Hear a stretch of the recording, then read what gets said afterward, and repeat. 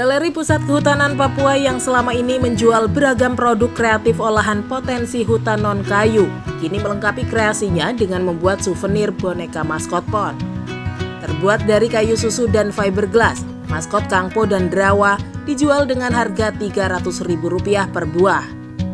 Dengan diselenggarakannya PON di Papua, pengunjung yang membeli berbagai macam souvenir pun ikut meningkat.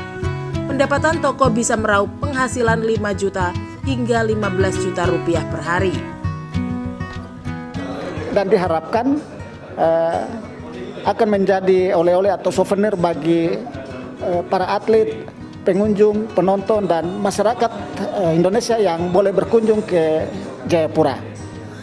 Ya, kiranya maskot yang sudah dibuat dalam bentuk patung ini akan menjadi kenangan bagi siapapun yang akan datang ke Jayapura dan kembali ke tempatnya masing-masing.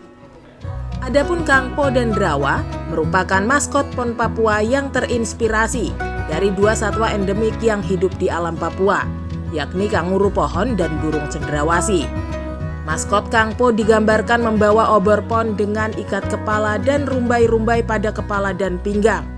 Ikat dengan rumbai-rumbai di kepala merupakan lambang kebesaran untuk kaum laki-laki, sedangkan rumbai-rumbai di pinggang biasa dikenakan kaum perempuan yang melambangkan sambut hangat dan penuh keakraban di tanah Papua. Pada ikat pinggang dan ikat lengan maskot Kangpo terdapat ukiran khas Papua yang mengandung makna spiritualitas hidup dan penghormatan kepada nenek moyang yang selalu hidup dalam pikiran dan juga hati masyarakat Papua.